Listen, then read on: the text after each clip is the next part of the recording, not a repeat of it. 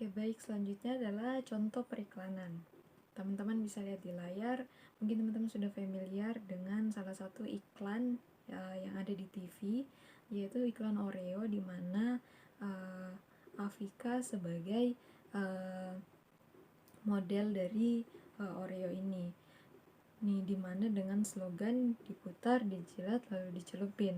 Maka dengan iklan ini, apalagi menggunakan model Afika yang mungkin saat itu lucu, menggemaskan, kita dengan mudah dan akan dengan mudah mengingat, dengan mudah tahu bahwa oh, ini adalah iklan Oreo.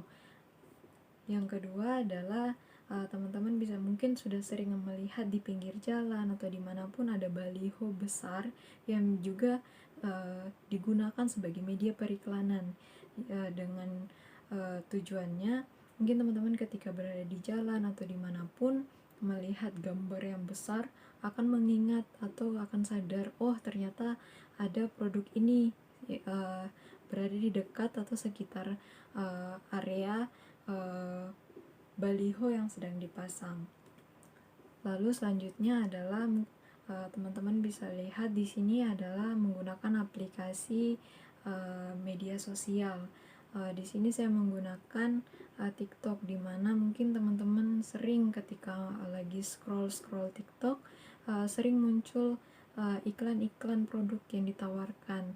Nah, ini juga salah satu contoh periklanan yang sangat bagus, sangat mudah diakses oleh para konsumen, di mana di tengah-tengah scroll TikTok, ketika melihat produk yang ditawarkan melalui media sosial, akan banyak menarik perhatian para konsumen.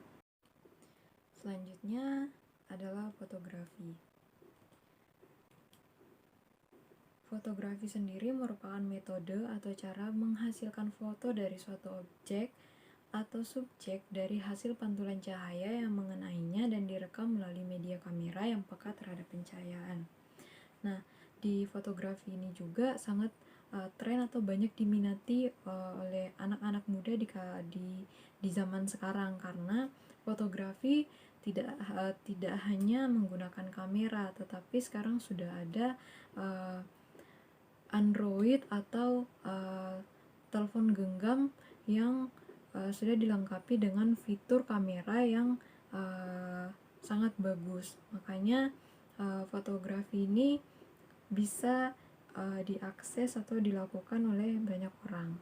Ini adalah contoh fotografi. Seperti yang sudah kita ketahui, fotografi di zaman sekarang sudah bukan sebuah hobi atau kegiatan biasa saja. Fotografi juga sudah dijadikan sebagai ladang bisnis. Nah, teman-teman bisa lihat di layar di mana online shop ini menawarkan jasa untuk mempotret atau memvideo sebuah produk dari toko-toko online perintis atau yang membutuhkan jasa foto. Mereka membandrol satu foto itu seharga 15.000, sehingga banyak peminatnya. Mereka juga menawarkan atau melakukan promosi melalui media sosial seperti TikTok, Instagram, sehingga dengan modal konten atau dengan modal foto, video, mereka dapat meraup untung yang cukup besar melalui fotografi ini. Makanya fotografi ini juga sangat amat menyumbang peran besar dalam ekonomi kreatif yang ada saat ini. Selanjutnya itu ada subsektor fashion. Jadi fashion itu adalah segala sesuatu yang dikenakan pada tubuh, baik dengan maksud melindungi tubuh maupun memperindah penampilan tubuh. Dan kalau untuk contoh-contoh fashion itu sendiri, di subsektor fashion itu ada pakaian dan baju, sepatu, topi, kalung dan gelang, tas dan juga celana. Dan itu merupakan berbagai contoh yang ada di subsektor ekonomi kreatif di bidang fashion. Selanjutnya ada subsektor musik. Jadi musik yaitu suatu suara yang disusun demikian rupa sehingga mengandung irama, lagu dan keharmonisan terutama dari suara yang dihasilkan dari alat-alat yang dapat menghasilkan irama. Kalau pengertian dari ekonomi kreatif musik itu dapat didefinisikan, musik itu dapat didefinisikan sebagai kegiatan atau usaha yang berkaitan dengan pendidikan, kreasi atau komposisi, rekaman, promosi, distribusi, penjualan, dan pertunjukan karya seni musik. Dan kalau untuk contohnya di subsektor ekonomi kreatif di bidang musik itu ada seni musik tradisional, seni musik modern, seni musik keroncong, musik klasik, musik jazz, musik gospel, dan juga musik funk. Selanjutnya ada di subsektor aplikasi.